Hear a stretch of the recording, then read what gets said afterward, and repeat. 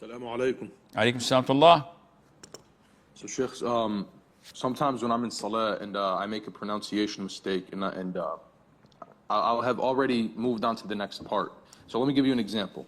Let's say I'm reciting the tashahhud, okay, and I get to the last part, Ashhadu an la ilaha illallah, and then so on. And then I start Salat al-Ibrahimiyya. But then I realize I made a mistake in the last part of tashahhud.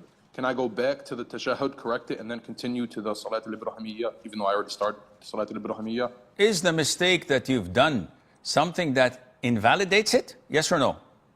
I wouldn't know. It It just doesn't sound right, you know? If it doesn't sound right, move on, akhi. This is Shaitan. And I always tell people that come to me in counseling, how long you've been a Muslim? They say, all of my life.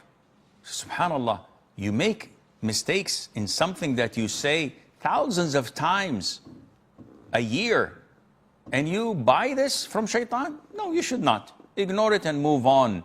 If it's a major thing that you're definitely certain that invalidates your tashahhud or whatever you've said, there's no problem in going back and repeating it and continuing your salat as normal. No problem in that at all. Saad from Pakistan. Assalamu alaikum, Sheikh. Assalamu. Sheikh, if in the congregation the people are not aligned by their shoulders, like some are a little in front, some are a little in back, would this have any impact on the validity of the prayer? No, the prayer is valid even if they are not aligned. Fatima from the Emirates.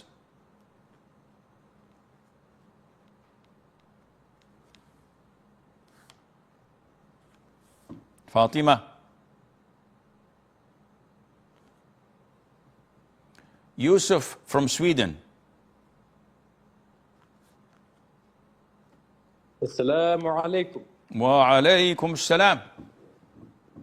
So Sheikh, I live in Sweden and there isn't a lot of mosques here. There are some masajid and I go to two masajid mainly, and both of them, you know, have good in them, but one of them is much more steadfast on the Sunnah. And my father, may Allah guide him, he thinks that this masjid that is more on the Sunnah, he thinks that is extreme. He thinks that it's extreme, and he does not, he says that you cannot go to this mosque.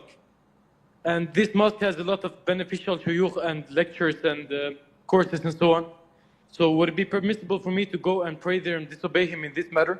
Yes, it is permissible for you to go there and disobey him, but you don't have to show it to him.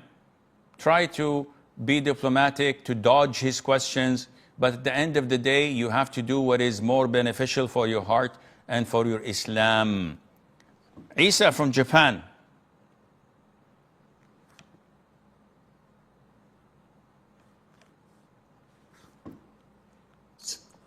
Assalamu alaikum, Sheikh. Alaikum salam.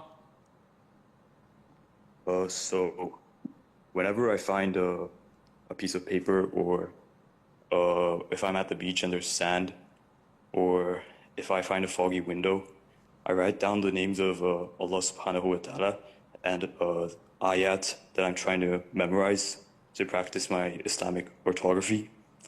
But if I ever throw away the piece of paper or erase it from the sand or the window, is this considered a kufr or sinful? Erasing it from the window or from the sand, there's no problem in that at all. But throwing the paper which has the names of Allah or verses of the Quran, this is disrespecting. It's still not kufr, but it is not permissible. You have to dismantle it, shred it, or tear it to pieces so that you would protect Allah's beautiful names or the verses of the Quran. This is all the time we have, and until we meet tomorrow at 4:30, inshallah. And this is the new timings of Sunday's episode. At 4:30 here in Mecca region. I leave you fi amanillah. Wassalamu alaikum wa rahmatullahi wa barakatuh.